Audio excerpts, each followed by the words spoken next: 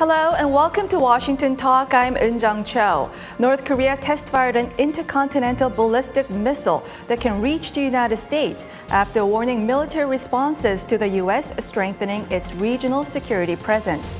Earlier, U.S. President Joe Biden met with the leaders of South Korea and Japan and reaffirmed U.S. commitment to further reinforce extended deterrence to the allies. On the program today, we have Ambassador Harry Harris joining us via Skype and Mr. Christopher Johnstone in the studio with me to discuss the results of this series of summits in Asia.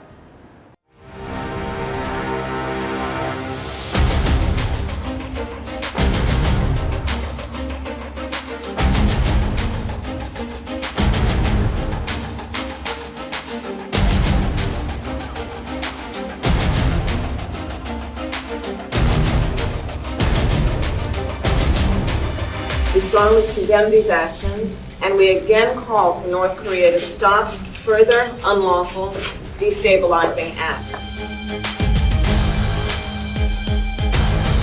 북한은 핵과 미사일 능력에 대한 자신감을 토대로 한층 더 적대적이고 공세적인 도발을 감행하고 있습니다.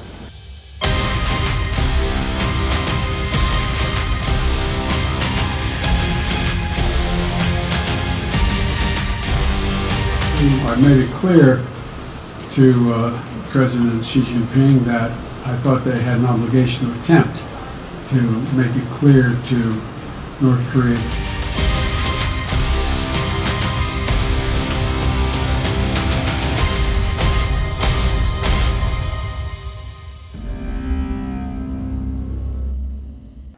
Now joining us via Skype, Ambassador Harry Harris, former U.S. Ambassador to South Korea. Admiral Harris was the commander of the U.S. Pacific Command, commander of the U.S. Pacific Fleet, assistant to the chairman of the Joint Chief of Staff, and commander of the U.S. Sixth Fleet. In the studio with me, Mr. Christopher Johnstone, Senior Advisor and Japan Chair at the Center for Strategic and International Studies. Mr. Johnstone was the Director for East Asia at the National Security Council under President Biden until June of this year. He also served as the Director for Japan and Oceanian Affairs at the NSC. Welcome to the program. Thank you. Ambassador Harris, welcome. Hey, good morning. Ambassador Harris, North Korea immediately reacted to the trilateral summit between U.S., ROK, and Japan and fired missiles, including an intercontinental ballistic missile. How serious is this firing of an Icbm, which looks like a success? Also, North Korean Foreign Minister Choi Sun-hee said that if the U.S. tries to bolster extended deterrence, North Korea will make military countermeasures in direct proportion to it. Does North Korea have the ability to increase military action in direct proportion to the Allied posture? It is very serious, even though it is just another test in a long running series of missile tests over the past year, especially this year. But it is significant in that the North Koreans are trying to send a signal to the United States and to South Korea and Japan, coming on the heels of the East Asia Summit. Regarding Choi Sun-hee's comments, what North Korea is doing is something that would not happen without North Korea's provocations, and that's bringing together the U.S., South Korea, and Japanese trilateral relationship. She's bringing South Korea and Japan closer together than ever before because of the provocations from North Korea. So in that regard, this is North Korea is its own worst enemy in that the things that it seeks to divide, that is the U.S.-South Korea alliance and the South Korea-Japan relationship, those things are being brought together by North Korea's provocations. Now, Mr. Johnstone, the Icbm landed just 130 miles off of Japan. How serious is this? Well, it's very serious from Tokyo's perspective. And I think what you'll see, just as Ambassador Harris said, and I fully agree, the effect of this will be to bring the three countries, the three allies, even closer together. I'm sure that Tokyo, Seoul, Washington have planned a response to this kind of activity. I'm sure that we'll see some manifestation of increased resolve from the three, whether it's in the form of new joint exercises, deployments of strategic capabilities such as bombers to the area, to things like enhancements to U.S. force posture in the region. I'm sure that the allies are ready for this. And that there will be some form of demonstration of our ability to respond. Right. You did lay out a few aspects that we could expect as a bolstered extended deterrence. President Biden said that if North Korea engages in long-range tests, we would have to take certain actions that would be more defensive. Now, you did lay out some of the measures that could be taken, but what do you think he is meaning by taking certain actions? Well, I think he's making the point that as we have an obligation to defend ourselves and to take steps to be able to protect our own security and to defend the security of our allies. And so there are a range of ways that we can signal our intent to do that.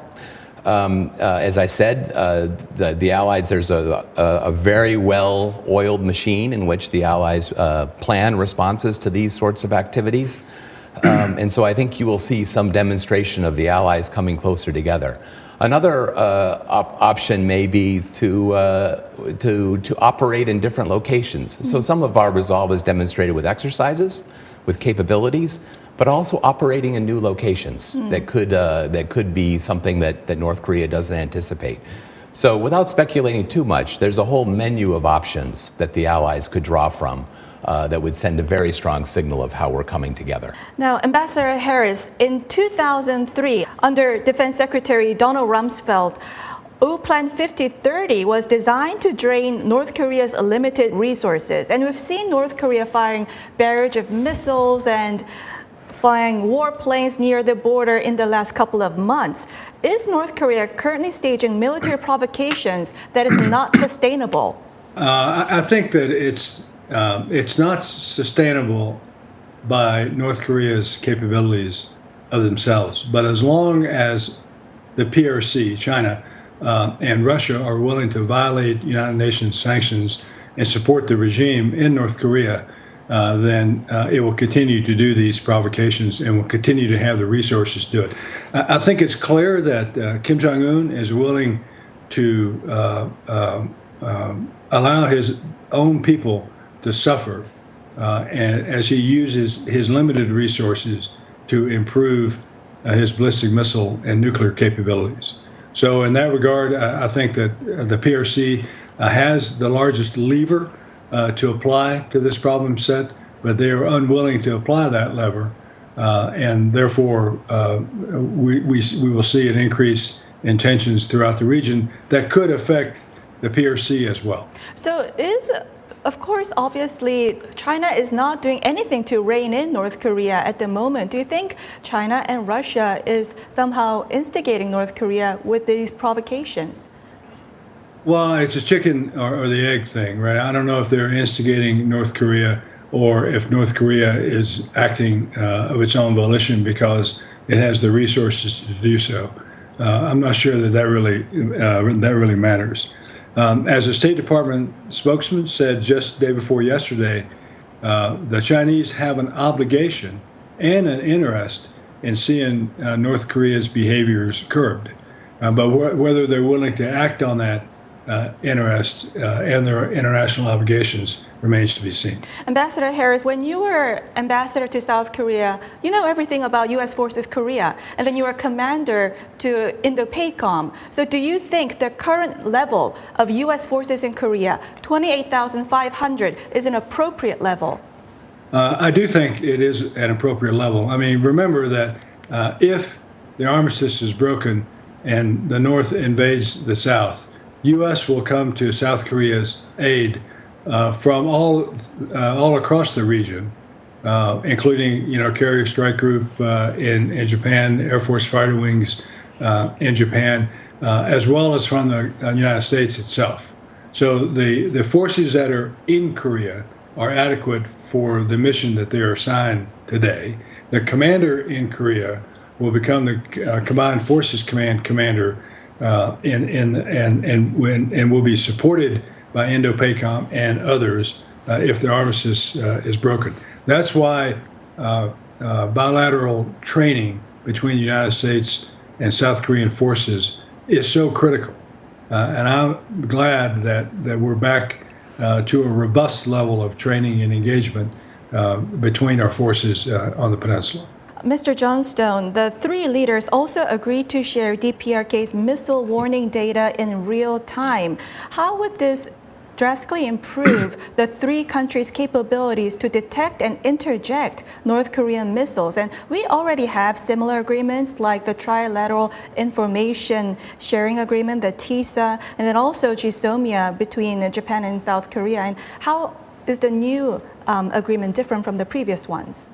Yeah, this is a significant step and sends a very powerful message, again, about the three countries coming closer together. And just as you said, this commitment to share missile warning data is made possible by the fact that there's a Jisomia between Japan and South Korea. Today, the way we share missile warning, missile tracking data is almost entirely bilateral. The U.S. and the ROK, the U.S. and Japan. There's no real existing mechanism in real time during an actual contingency to share that data together. So this is a statement of intent. It will take some time as a technical matter to truly enable this capability, but it's a significant step forward. I would also say it's too early to talk about an integrated missile defense architecture in East Asia, politically sensitive topic in both countries.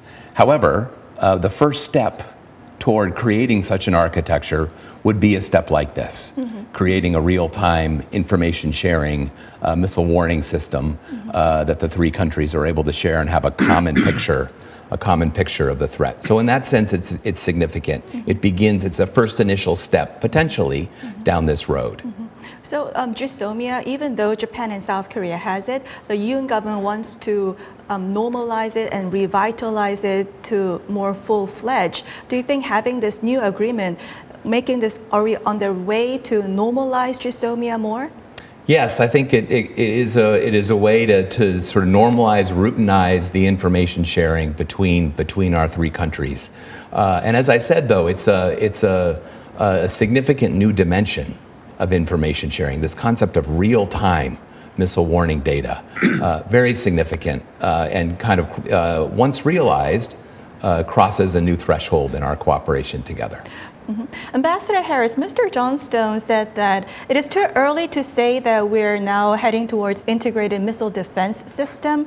What is your take? Some people say the latest agreement of real-time missile warning data is like a down payment to the integrated missile defense, that this is the first stage into that direction. What is your take? And why do you think South Korea should be joining the integrated missile defense with the United States?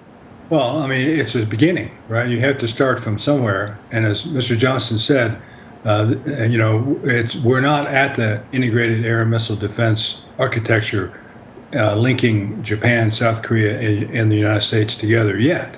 But you have to start somewhere. So, we don't have to have a new agreement. Jisomia allows this sort of thing to be a part of it. But what the two countries are moving toward, and what President Yoon indicated, is to add this level of missile warning into the things that the Jisomia construct allows. So it's an essential step for this instantaneous, continuous, autonomous missile warning system. That we need to build, I believe, between South Korea, Japan, and the United States for Northeast Asia. Ambassador, do you think eventually South Korea needs to join integrated missile defense system with the United States? I do. And I think that Japan and South Korea needs to join together in this because Kim Jong-un's missiles point in every direction. Mr. Johnstone, leaders of South Korea and Japan reaffirmed their commitment to swift resolution of wartime labor issues. Based on your experience in the government. Why do you think Japan and South Korea should put aside historical issues and beef up more security cooperation among the bilateral two of them and then with the United States trilaterally? Yeah, one of the things I've been particularly pleased about in the last several months, and particularly since the Yoon administration took office, is the steady rhythm of trilateral meetings between officials from Tokyo, Seoul, and Washington at all levels. So including at the leader level, but national security advisors, secretaries of state and foreign ministers, defense ministers, lower level officials. Almost a week doesn't go by without a trilateral meeting. And I think that is very heartening to see the practical cooperation take place. We saw that with some of the military exercises, but also significant in the joint statement that was announced in Phnom Penh is the expansion of this agenda, this trilateral agenda, into new areas, including things like economic security. There was an announcement that the three would begin to cooperate in that field as well. So that's all very positive. I do think at the end of the day, it will be important to resolve these history issues. They do hang in the background. They do serve as a constraint on how far officials in Tokyo and Seoul are prepared to go. So while it's great to see the cooperation take place in a practical sense, I do also hope that in the weeks and months ahead, we're able to achieve some resolution of these history issues as well. Well, now I want to look at the China dimension in all of this, in this summitry. Now, Ambassador Harris, after their three-way summit, and then as well as in their bilateral summits, the United States, South Korea, and Japan all told President Xi to play a more constructive role in reining in North Korea. However, China didn't mention the word North Korea at all in their recapping of the meetings. Why do you think China is silent about this issue? Well, I mean, I don't know. I mean, you'd have to ask China, but I suspect that it's due to what I spoke about earlier. China is enabling North Korea. North Korea is a formal ally of China. So that is probably the reason that North Korea was not mentioned by name. But again, North Korea or China is enabling North Korea and permitting the North Koreans' provocative behavior, which is destabilizing to the entire region, including China. Mr. Johnstone, what is your take? And also President Xi, while meeting with these three countries, do you think now he will be more proactive in terms of reining in North Korea? I'll be honest that I'm not optimistic. I know that the White House was pretty disappointed in President Xi's response to the president on this issue of North Korea. No particular indication that Xi recognizes the role that China needs to play, the obligation China has to play in restraining North Korean behavior. So the messages that we talked about earlier about Jake Sullivan's message, the president's message, also very much aimed at China as well. That absent efforts to restrain North Korea and to prevent these kinds of provocations, the region will come together in ways, and the allies will come together in ways that China may not like, but are necessary because of the threat picture that has emerged that China is standing by and allowing to happen. So unfortunately, I'm not optimistic, but I am confident that as allies, we'll come together and demonstrate the resolve needed to continue to deal with this threat. Mr. Johnstone, what do you think about the trilateral message regarding Taiwan? The three leaders said that they emphasized the importance of keeping peace and stability in the Taiwan Strait. How strong a message is this to China? And also more broadly, just these three countries coming together and coming up with this comprehensive Phnom Penh statement. What is the message to China? I think it's a very powerful message. What's significant about this statement is it takes our cooperation as allies beyond just dealing with the North Korea problem. This is a statement related to our cooperation in the Indo-Pacific. So it indicates that our cooperation has a much larger basis, a much larger focus. So a very powerful message, I think, about common values, common purpose from a regional perspective between Tokyo, Seoul, and Washington. On the Taiwan question in particular, in some sense, it wasn't new language. In the joint statement that President Biden and President Yoon had in May, also had Taiwan Strait language. So did the joint statement in May with Biden and Kishida. But coming together trilaterally to state our shared interest in peace and stability in the Taiwan Strait sends the message to China that this is not an internal China issue, it's not a US-China issue, it's a regional issue. And the region as a whole has an interest in peace and stability. I think that's a powerful message. Now, Ambassador Harris, when President Biden talked about the possibility of increasing military presence in Asia in response to North Korean actions, but he also said this is in the face of China. So do you think U.S. forces Korea or U.S. forces Japan in emergency, in contingency situations can be deployed to Taiwan emergency? Yeah, every country acts in its own self-interest and defends itself as it sees fit. So, but the question of whether we would defend Taiwan or not remains an open question. Even though President Biden has said 4 times since he took office that the United States would defend Taiwan, that has been walked back in every instance by some entity in Washington. And we come down to the position that we retain the strategic ambiguity with regard to the defense of Taiwan. We support the one China policy and all the rest. But the United States reserves the right to deploy its forces in its national interest, as every country does. Reserves its right so it can deploy when necessary. Absolutely. Ambassador Harris, some people in South Korea criticize President Yoon Suk-yeol's latest summitry as diminishing the space for diplomacy with China. What stance do you think Seoul should take between Beijing and Washington? Well, I mean, every country has the inherent right of self-defense. That's the primary mission of any government, is to defend its country and its people. South Korea faces an enormous threat from the north. I believe, and I've said this before, that Kim Jong-un seeks 4 things. He seeks sanctions relief. He wants to keep his nuclear weapons. He wants to split the alliance, and he wants to dominate the peninsula in a manner of his choosing. That threat to South Korea is being enabled by China. So the president of South Korea, President Yoon, has to weigh that in his relationships with China and Russia and with other countries. So his relationship with China, a country that is enabling North Korea to threaten the very existence of South Korea, has to be weighed in his dealings with Xi Jinping, and I think it is. Mr. Johnstone, before we go, President Yoon is increasingly aligning with the United States.